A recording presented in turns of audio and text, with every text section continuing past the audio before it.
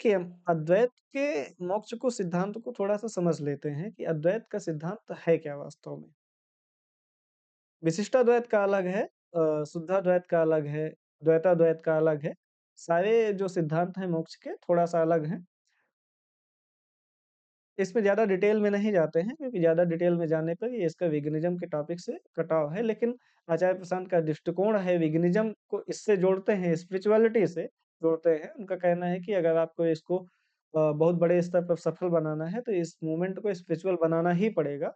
Spirituality से जोड़ना ही पड़ेगा और स्पिरिचुअलिटी का जो उद्देश्य है वो है मोक्ष या मुक्ति, यानी दुखों का नाश।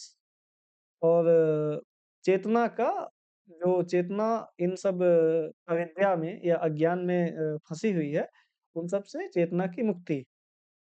तो अद्वैत के कॉन्सेप्ट को समझ लेते हैं, ज़्यादा डिटेल में नहीं जाते हैं।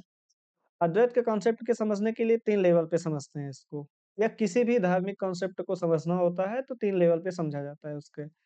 पहला उसका मेटाफिज़िक्स क्या कहती है, दूसरा उसकी एपिस्टेमोलॉजी क्या है, तीसरा उसका मोरल कंडक्ट कैसा है। मेटाफिज़िक्स यानी कि ब्रह्मांड कैसे बना, आत्मा क्या है, परमात्मा क्या है, ये जो सारी चीज़ें आपको दिखती हैं, वो सब क्या हैं, इनके बारे में जहाँ पे बात हो, वो मेटाफिज़िक्स है धर्म का। जो उपनिषदों का या श्रुतियों का प्रमुख विषय है, वो मेटाफिज़िक्स को ही समझाना है। जो दूसरा पार्ट है एपिस्टेमोलॉजी जिसे कहते हैं ज्ञान मीमांसा।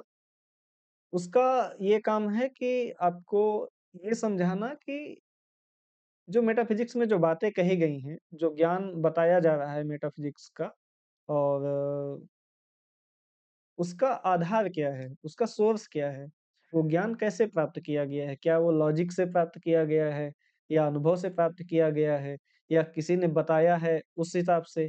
कैसे है उस ज्ञान का सोर्स क्या है? और जो तीसरा इसका पार्ट है मोरल कंडक्ट, कि आपको व्यवहार जीवन में कैसा करना चाहिए, व्यवहारिक जगत में, संसार में आपको व्यवहार कैसा करना चाहिए, वो इसका तीसरा पार्ट है। अद्वैत की मेटाफिज़िक्स को अगर समझेंगे, तो उसमें मूल रूप से 3 बातें हैं। ब्रह्म की बात है, आत्मा की बात है और जगत की बात है। ब्रह्म सत्यम, जगत मिथ्या, ये एक सेंटेंस ये एक श्लोक है जो फेमस है काफ़ी। ब्रह्म की बात इसलिए है कि ये पारमार्थिक स्तर पर ब्रह्म अंतिम एकमात्र सत्य है, उसके अलावा कुछ नहीं है। भौतिक का कोई सत्य नहीं है। आत्मा का अस्तित्व व्यावहारिक स्तर पर है, ब्रह्म के स्तर पर आत्मा का अस्तित्व नहीं है। आत्मा ही पारमार्थिक स्तर पर ब्रह्म हो जाती है, जब अज्ञान का पूर्ण रूप से नाश हो जाता है, अविद्या का पूर्ण रूप से नाश हो जाता है या अविद्या का भ्रम हट जाता है, तो आत्मा ही ब्रह्म हो जाती है। यानी कोई ऐसी स्थिति नहीं होगी कि जब अविद्या का नाश होगा तो किसी और लोक में, किसी और परिस्थिति में, किसी वो में। इसीलिए इनमें कॉन्सेप्ट है सदेह मुक्ति का, कि अगर आप ज्ञान के माध्यम से, ज्ञान योग के माध्यम से इस अनुभव को अगर आप प्राप्त करना चाहते हैं, तो आप प्राप्त कर सकते हैं और इसी जीवन में आप उस मुक्ति के चरम बिंदु को छू सकते हैं या पहुँच सकते हैं, जो ब्रह्म हो जाना है। ये तो है ब्रह्म की बात। आत्मा ब्रह्म का ही व्यावहारिक रूप है।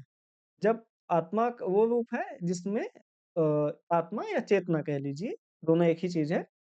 वो रूप है जिसमें अविद्या या अज्ञान का जाल पड़ा हुआ है, माया का भ्रम पड़ा हुआ है, वो आत्मा है।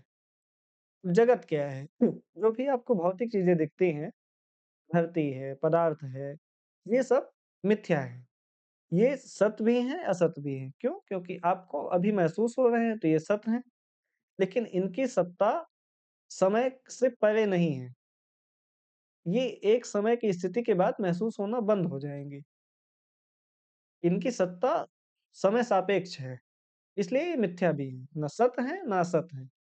ये हैं भी और नहीं भी हैं, इसीलिए इनको मिथ्या कहा गया। तो अद्वैत जो जगत के बारे में बात करता है वो यही है कि जगत मिथ्या मिथ्या है। जैसे ही आत्मा है जो ब्रह्म का स्वरूप है या चेतना है जो, उससे अज्ञान का पर्दा हटता है, तो जगत निस्सार प्रतीत होता है, जगत की सारता खत्म हो जाती है, जगत का अस्तित्व खत्म हो जाता है।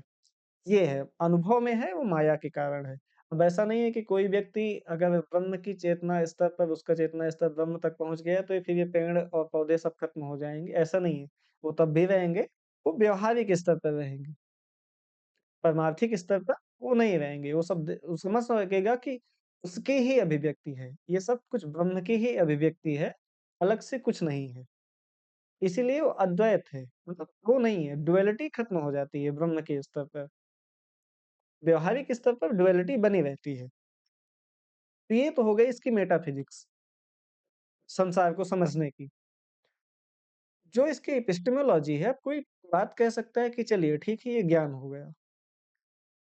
इस ज्ञान का स्रोत क्या है?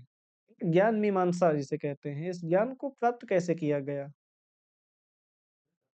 अब इस ज्ञान को 2 तरीके से है। आजकल जो कहते हैं कि हमने श्रुतियों के माध्यम से पाया, वेदों के माध्यम से। एक तो रास्ता ये है कि आप वेदों को स्वीकार कर लीजिए। आप वेदों के माध्यम से वेदों में ये बातें कही गई हैं, आप उनको स्वीकार कर लीजिए। दूसरा तरीका है कि आप खुद ही ये ज्ञान अर्जित कीजिए। ये ज्ञान पहली बात एक चीज़ समझ लेनी है कि ये लॉजिक से परे है। ये ज्ञान लॉजिकल ट्रुथ के बस की बात नहीं है। लॉजिकल ट्रुथ में आप इसको सिद्ध नहीं कर सकते हैं। ब्रह्म को लॉजिकल ट्रुथ में या लॉजिक के ज़रिए सिद्ध नहीं किया जा सकता है। ये उस तरह से है। क्यों? क्योंकि ब्रह्म अव्यक्त है, वहाँ पूर्णता है, वहाँ किसी चीज़ का अस्तित्व नहीं, ना उसके कुछ बाहर है, ना उसके कुछ भीतर है। उसे आप या तो शून्य कह दीजिए या आप अनंत कह दीजिए, दोनों लगभग एक बात है। कुछ नहीं कहिए या सब कुछ है यही कहिए, लेकिन उसको लॉजिकल तार्किकता में उसको बाँधा नहीं जा सकता, सीधी-सी बात है, अनुभव किया जा सकता है। पहला सोर्स हुआ या तो आप वेदों को मानिए, श्रुतियों को मानिए, दूसरा तरीका है कि आप लॉजिक में इसे पा नहीं सकते हैं, लॉजिक्स में। लॉजिक आपकी हेल्प कर सकता है एक लेवल तक जाने की, उसके आगे आपकी हेल्प नहीं करेगा। अभी देखेंगे कि लॉजिक कैसे हेल्प करता है, लॉजिक कहाँ तक पहुँचाता है, लेकिन वास्तव में आपको उसका एहसास नहीं करा सकता, बोध नहीं करा सकता लॉजिक। तीसरा है कि अनुभव से। अनुभव कैसे होगा? जब आप ज्ञान योग के मार्ग पे चलेंगे। ज्ञान योग का मार्ग शॉर्ट में थोड़ा-सा समझ लेते हैं कि क्या है। किसी व्यक्ति को अगर ब्रह्म या अपनी चेतना स्तर को ब्रह्म स्तर पर पहुँचाना है या अहम ब्रह्मास्मि को साक्षात्कार करना है कि यह ऐसा बोला गया सिर्फ़ वाक्य है या ऐसा हो भी सकता है, उसको ज्ञान योग के मार्ग पे चलना पड़ेगा। ज्ञान योग के मार्ग में चलने से पहले सबसे ज़रूरी है कि उस व्यक्ति को अपने अंदर कुछ कैपेबिलिटीज़, योग्यताएँ विकसित करनी होंगी। जैसे कि ये होता है ना कि किसी यूनिवर्सिटी में एडमिशन से पहले आप कुछ योग्य होना ज़रूरी है या किसी पद में आपको जाने से पहले किसी कैपेबिलिटी की कुछ योग्यताओं की ज़रूरत पड़ती है, उसी तरह कुछ कैपेबिलिटी आपके अंदर पहले से होनी चाहिए, उस मार्ग में चलने के लिए। उस मार्ग के जो चलने के पहले की कैपेबिलिटी हैं, ज्ञान योग की, वो बताई गई हैं शास्त्रों में, उसमें है साधन चतुष्टय का मार्ग। साधन चतुष्टय क्या है? उसमें 4 चीज़ें हैं जो आपको डेवलप करनी है। पहली कैपेबिलिटी है विवेक की। विवेक यानी कि आपको नित्य और अनित्य का भेद करना आने लगे। नित्य अनित्य क्या है? जैसे कि हम ये पेन है, आपसे पूछा जाए कि ये क्या है? आपका जवाब होगा कि ये पेन है, ठीक है? अब इसको खोल दिया गया, ये क्या है? तो आपका जवाब होगा ये, अब पेन नहीं रहा ये, पेन की सत्ता खत्म हो गई। अब आप इसे पेन का खुक्का कह सकते हैं, यानी ये नित्य नहीं है, इसकी सत्ता नित्य नहीं है, स्थायी नहीं है। अगर इसे और भी तोड़ दिया जाए तो अब ये पेन का खुक्का भी फिर नहीं बचेगा। ये है क्या? ये हमेशा टाइम से बाउंड है। तो जब विवेक पहली कैपेबिलिटी है कि आपको इस लेवल का विवेक हो कि आपको नित्य और अनित्य का भेद करना आने लगे। अनित्य क्या है?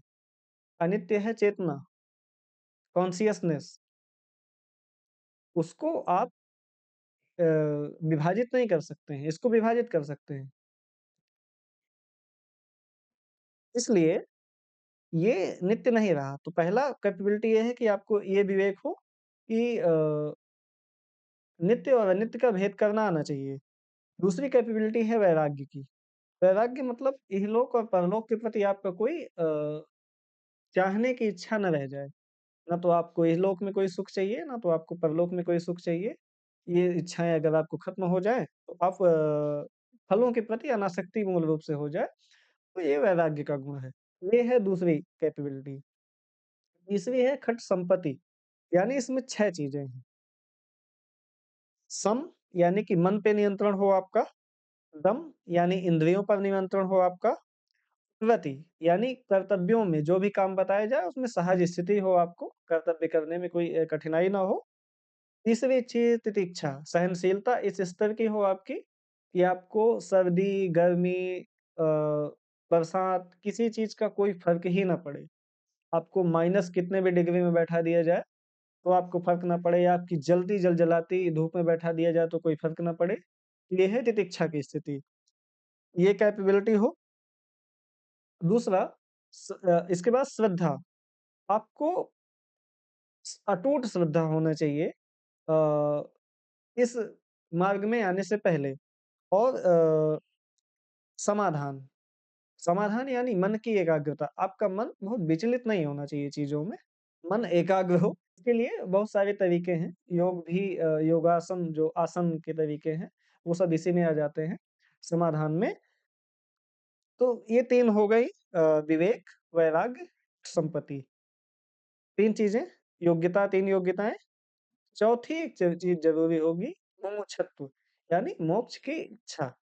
आपकी हमेशा इच्छा हो, हमेशा एक ही इच्छा हो कि मुझे मोक्ष प्राप्त करना है। मतलब इस अविद्या का और इस अज्ञान का भ्रम तोड़ना है, ये इच्छा आप में हमेशा होनी चाहिए। इस तरह से 4 कैपेबिलिटीज़ अगर योग्यताएँ हैं आपको, तो आप ज्ञान मार्ग में चलने के लिए उपयुक्त हैं। तो ये साधन चतुष्टय की योग्यताएँ विकसित करने के बाद जो पहला पड़ाव होगा, वो होगा श्रवण का। यहाँ से चालू होगी अनुभवजन्य ज्ञान प्राप्त करने का पहला स्टेप है ये। श्रवण में आपको आवश्यकता होगी एक गुरु की, जो आपको वेदों का जो पूरा दर्शन है, वेदों का ज्ञान है जो, वो आपको बताए। आपको हर चीज़ समझाए, जितने भी आपके भ्रम हैं, शंकाएँ हैं, उन सबका शमन करे और इसकी सबसे बड़ी कंडीशन है कि आपको श्रद्धा रखनी है, आस्था रखनी है। ये मान के चलना है कि जो गुरु जी बता रहे हैं, वो परम सत्य है।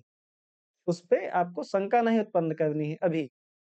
श्रवण के बाद जो अगला पड़ाव है, वो है मनन का।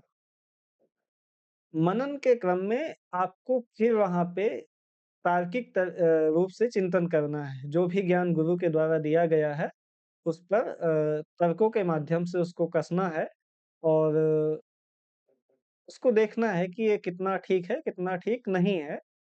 लेकिन बेसिकली जो मनन का अद्वैत का दृष्टिकोण है, वो यही है कि आपको वो उस गुरु द्वारा दिए हुए ज्ञान को सच मान करके, उसके खिलाफ जितने आपके अंदर धारणाएँ उत्पन्न हो रही हों, सबको खत्म करना है तार्किक रूप से। और जो तीसरा पड़ाव है इसके बाद का, वो है ध्यान का या समाधि का। जब आप मनन की प्रक्रिया से आगे बढ़ेंगे, तो अंतिम पड़ाव है समाधि का। समाधि में आप लीन रहिए, मोक्ष की इच्छा में लीन रहिए और तब जाके आपको एक परम स्थिति के बाद ब्रह्म का आभास होगा या ब्रह्म ज्ञान का आभास होगा, जब अविद्याएँ पूर्ण रूप से या अज्ञान पूर्ण रूप से नष्ट हो चुका होगा। किसी को अगर अद्वैत के दर्शन को, अद्वैत के ज्ञान को नकारना है, तो इस मार्ग पे जाके भी समझ सकता है कि अद्वैत का दर्शन क्या है। इस तरह से अद्वैत की जो प्रक्रियाएँ हैं, ज्ञान प्राप्त करने की, जो इसकी एपिस्टेमोलॉजी है या तो वेदों को मान लेने की या फिर आप अनुभवजन्य ज्ञान आपको प्राप्त करना है तो उसकी प्रक्रिया में आप जाइए। तो जो प्रक्रिया है वो साधन चतुष्टय से लेकर के श्रवण, मनन और निधिध्यासन में पूरी होती है। निधिध्यासन की प्रक्रिया में अंतिम में आपको समाधिस्थ हो जाना है और उस प्रक्रिया में आपको जब आपकी चेतना का स्तर ब्रह्ममय हो जाएगा, अविद्या का पूर्ण रूप से नाश हो जाएगा, नष्ट हो जाएगी अविद्या, तब आपको एहसास होगा जगत की निस्सारता का। उस स्थिति के लिए ये जो वाक्य कहा जाता है अहम ब्रह्मास्मि, इसका वास्तविक अनुभव उसी स्तर पे होगा, जब आप उस स्तर पर इस प्रक्रिया के माध्यम से पहुँचेंगे।